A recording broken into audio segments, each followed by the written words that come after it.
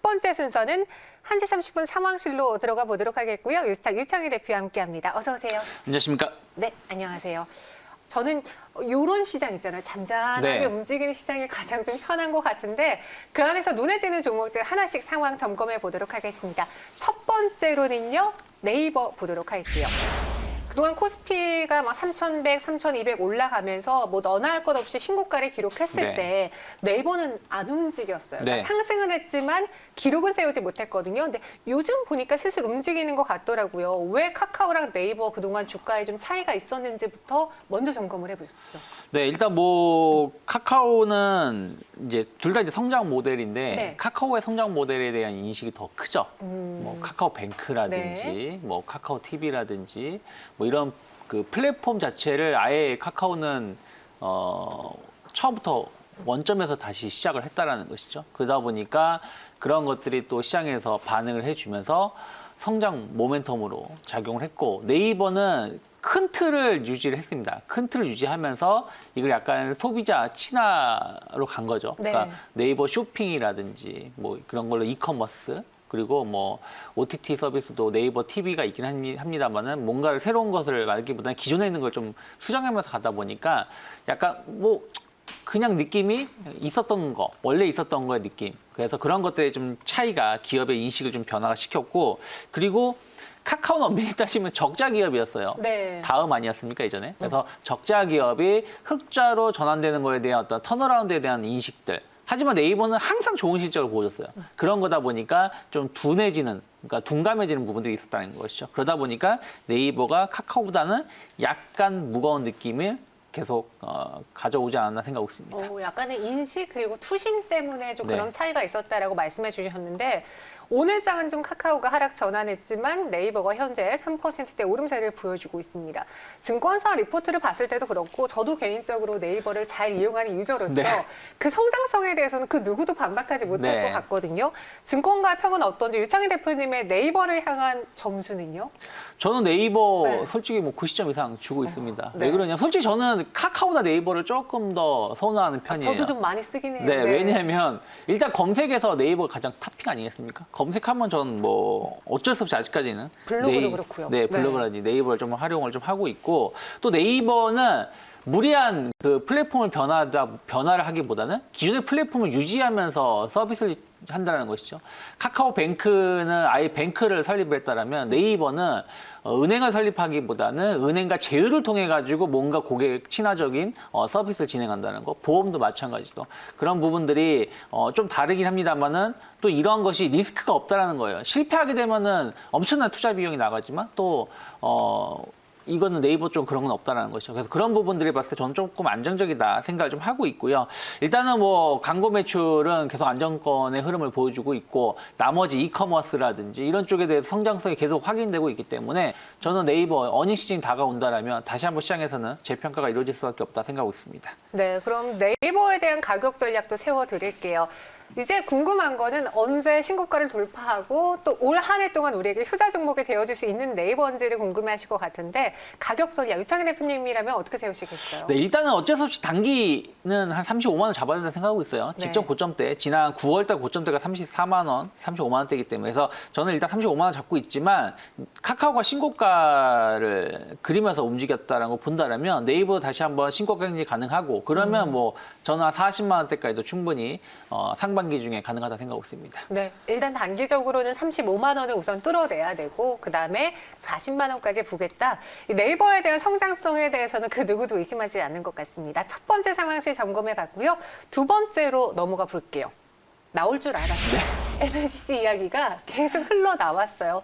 가격 상승 그리고 공급 부족하다 이런 이야기 네. 때문인데 실제로 MLCC 가격이 상승한 데는 이 수요와 공급의 차이 때문이죠. 네, 그렇죠. 지금 뭐 수요가 공급을 계속 앞지르고 있죠. 공급이 좀 부족한 상황에 접어들고 있고 네. 이 삼성전기 MLCC 관련의 이슈는 이미 작년 말부터 나왔어요. 그러니까 그런데 이제 2차 전지라든지 뭐 이런 부분들이 워낙에 급등락을 하다 보니까 소외를 받았었는데 말이 소외지 엄밀히 따지면 계속 우상향 계속했습니다. 지난 11월 달에 15만 원 돌파한 다음에 19만 원대까지 오늘 없다고 오늘 무시하고 나서도 조정 없이 계속 우상향을 기록을 했었고 이제 또 MSCC 가격 상승에 대한 어떤 기대감들 특히 이제 MSCC는 지금 경기 회복에 대한 기대감이 IT 수요를 증가시킬 수밖에 없기 때문에 그런 것을 선행하는 부분들이 좀 있고요. 그리고 전자부품, 현대차가 애플카 이슈로 올라온 것이 그냥 애플카 때문에 올라온 건 아니라는 것이죠. 자율주행 이슈라는 것이죠. 그럼 자율주행이라면 뭐 전기차든 자율주행이든 수소차든 이런 그 IT 수요는 늘어날 수밖에 없고 거기에 가장 원천이 되는 건 MSCC라는 것이죠. 그런 것을 봤을 때 앞으로의 어떤 기대감들이 계속해서 주가에 좀 반영되고 있지 않나 생각하고 있습니다. 네, 이 MSCC가 들어가는 부분이 굉장히 많아지고 네. 있잖아요. 특히나 전기차가 많이 팔리게 된다면 그 전기차 한 대에 들어가는 MSCC의 그 수요량만 얼마나겠어요. 그쵸. 그래서 오늘 삼성전기뿐만 아니라 다른 MSCC 관련주들도 오르고 있는데 좀 눈여겨볼 만한 MSCC 관련주 어떤 게 있을까요? 뭐 우리나라 MSCC 관련된 기업들은 다 뭐 좋게 보고 있습니다. 뭐 그중에서도 이제 삼성전기만큼 가장 이제 크게 주목을 하고 있는 것이 사막 콘덴서죠. 네. 사막 콘덴서도 최근에 주가 흐름을 본다라면 상당히 가파르게 올라오는 모습을 보여주고 있고요. 그리고 뭐 아모텍이라든지 대주전자재료 같은 기업들도 상당히 MSCC 수요 증가에 대한 수혜를 입을 수 있는데 저는 어쨌든 삼성전기 다음에 시장에서 주목하는 것은 사막 콘덴서였기 때문에 흐름 자체가 사막 콘덴서의 주가가 후발주자 성격을 보여준다라면 사막 콘덴서가 12월부터 주가 상승을 흐름을 보여줬기 때문에 충분히 조금 더 한 10만 원대까지 목표가 열려 있지 않을까 생각하고 있습니다. 네, 현재 삼성전기 4% 오름세를 보여주고 있고요. 이 종목도 지금 천장 뚫고 계속 올라가고 있어요. 가격 전략을 세워보자면 신규 진입은 지금 구간에서는 좀 어려울까요?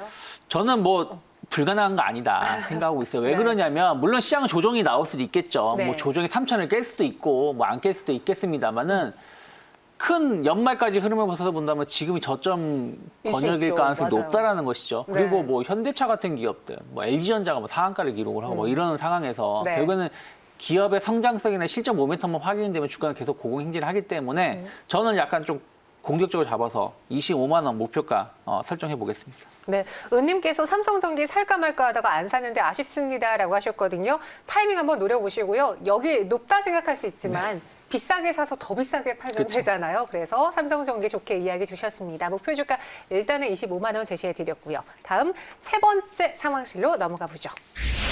이번에는 하나생명입니다. 사실 제가 하나생명이 이번 주 상승폭이 좀 보이길래 네. 뉴스를 찾아봤는데 새로운 뉴스는 없었던 것 같아요.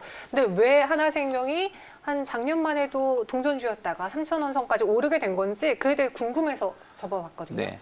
하나생명뿐이 아니라 그 생명보험사들의 작년 주가 흐름이 상당히 좋았습니다. 네. 뭐 작년에 많이 좀 하락을 했다가 바닥을 다지면서 좀 연말부터, 연말부터 네. 올라왔는데 첫 번째는 코로나 이슈가 발생하다 보니까 보험사들의 실적이 안 좋을 수밖에 없죠. 아, 그렇네요. 네, 다들 경제 활동이 줄어들게 되면 제일 먼저 해지하는 게 보험이 1순위라고 하지 않습니까? 진짜인지 네. 아닌지 모르겠습니다만. 그래서 그런 것들이 보험 업황이 좀 안 좋았지만 이제는 이것이 바닥에 대한 기대감들이 좀 있는데 일단 보험사들은 가장 큰 그 수익성 사업이 대출 사업 부분이에요. 근데 금리가 계속 그동안 좀 하락세를 보여주다 보니까 대출에 대한 수익성이 좀 줄어들었었는데 일단 금리 저점에 대한 기대감들이 좀 있고요. 그리고 부동산 규제하지만 대출 수요는 계속 늘어나고 있습니다. 그런 것들을 본다라면 보험사들이 작년 한 해 이런 대출 서비스에 대해서의 수익성이 상당히 좋아졌다는 게 확인되다 보니까 네. 앞으로에 대한 기대감들이 좀 반영이 되면서 주가가 좀 올라오고 있다 생각하고 있습니다.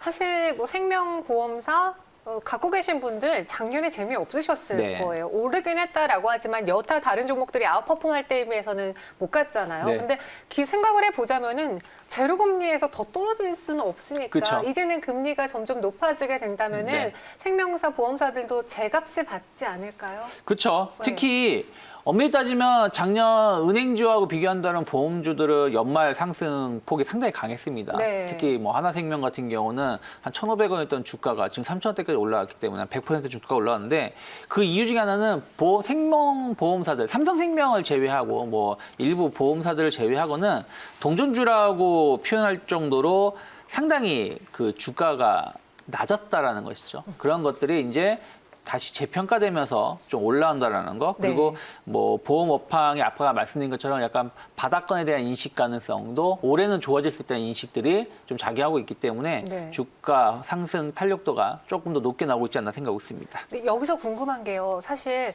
지금 시장이 어느 정도 올라서 뭐 조정이 나올 수 있는 장이잖아요. 네. 현재 분위기가. 그렇게 됐을 때 이제 움직이려고 했던 보험사들이 떨어지는 거 아닐까 고민하셔서 안 들어가신 분들이 있거든요. 네. 근데 어떻게 보면은 남들 떨어질 때 안 떨어질 수도 있다. 해지 역할을 할 수도 있을 것 같기도 하고 어떻게 생각하시는지요? 뭐 글쎄요, 저는 뭐 보험사들 네. 전체적인 흐름 자체는 나쁘진 않다 생각하고 있고 네. 생보사들의 주가가 대부분 다 비슷해요. 현재 뭐 맞아요. 삼성생명을 제외하고는 네네. 대부분 비슷한 상황에서 여기서 뭐 추가적인 뭐 하락 자체가 시장이 지난 작년처럼 뭐 2,000포인트에서 1,500포인트까지 조정 없이 막 그 반등 없이 막 급락세가 나온다면 당연히 같이 조정이 나오겠지만 네. 많이 올라온 거에 대한 기술적 조정이라면 보험업종들은 그렇게 오른 게 별로 없기 때문에 제한된 하락일 것이다 생각을 좀 하고 있기 때문에 너무 걱정하실 필요는 없다 생각하고 있습니다. 알겠습니다. 그럼 하나생명의 가격 전략 세워보겠고요. 생명사 안에서 그럼 탑픽은 삼성생명이에요? 아니면 뭐 어떤 다른 종목이 있을까요? 솔직히 뭐 삼성생명이 가장 뭐 탑픽이죠. 대표적인 계속해서 종목이긴 뭐 하죠. 대제 시장을 주도하는 섹터고 또 지배구조 개편이라든지 또 이런 것들이 이슈가 있어서 네. 삼성생명이 대장주고 계속 우상향하고 있다라고 본다라면 특별한 이슈가 좀 없다라면 하나생명도 한 3,800원대까지의 추가적인 상승은 좀 더 기대해 볼 수 있지 않을까 생각하고 있습니다. 알겠습니다. 하나생명은 목표 주가 3,800원 제시해 드렸고요. 마지막 상황실로 넘어가 보겠습니다. 요즘은 하시는 분들 많으세요. SK 살까요 말까요? 라고 했는데 SK 그룹들이 투자를 잘하는 것 같습니다. SK텔레콤도 투자 얘기가 나왔고 이번엔 SK가 사자마자 미 플러그 파워 투자 5일 만에 지분 가치 2조 원이 상승했다고 들었어요. 네.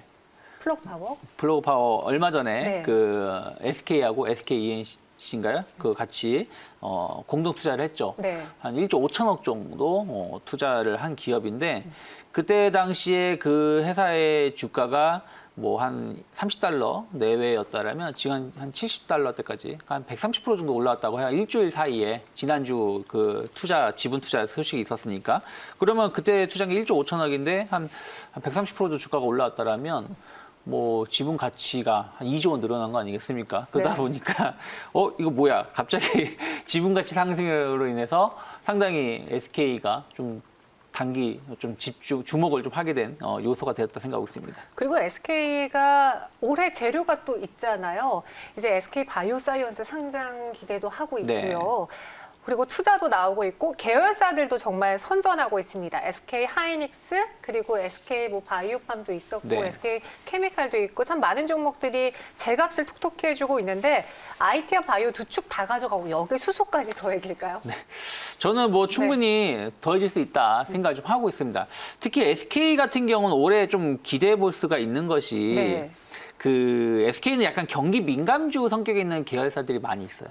물론 이제 네. SK텔레콤은 약간 방어제 성격을 갖고 있지만 SK 이노베이션 약간 주유소 같은 경우도 경기 민감주 성격에 있는 섹터 아니겠습니까? 그리고 나머지도 보면 약간 소비 관련된 것. 하이닉스 같은 경우 대표적이죠. 경기 민감주의 섹터죠. 그러다 보니까 조금은 그 경기가 하방 국면에서는 힘을 못 내지만 경기가 상승 국면으로 전환이 된다면 상당히 좋은 실적 흐름을 보여줄 수밖에 없는데 작년 코로나 시대에 SK 그룹주들이 전체 선방을 했다는 것이 그 선방을 하게 된 것이 미래 성장 동력에 대한 어떤 기대감을 선방을 한 거예요. SK 이노베이션도 유가는 뭐 어쨌든 마이너스 유가를 보여주기도 했었지만 네. 주가는 SK 이노베이션이 계속 올라온 게 2차 전지에 대한 기대감 때문 아니겠습니까? 그래서 그런 그렇죠. 것을 본다라면 저는 SK 충분히 올해 계열사들 실적 개선에 대한 기대감, 성장 모멘텀의 기대감으로 뭐 주가, 지분 재평가 충분히 더 이루어질 수 있다 생각하고 있습니다. 제가 계열사 이야기하면서 SK 이노베이션을 빼먹었네요. 아주 큰 실수를 했습니다.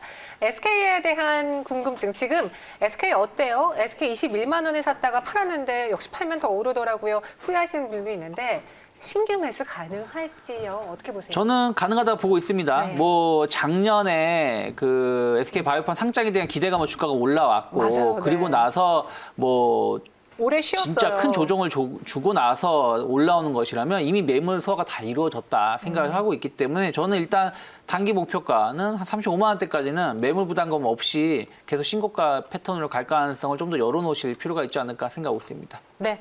SK 목표 주가는 35만 원 그리고 신규 접근도 가능하다. 올해 참 많은 일을 해낼 SK다라고 좋게 평가해 주셨습니다. 이렇게 대표적인 종목도 알아봤고요. 지금까지 유창희 대표와 함께했어요. 고맙습니다. 고맙습니다.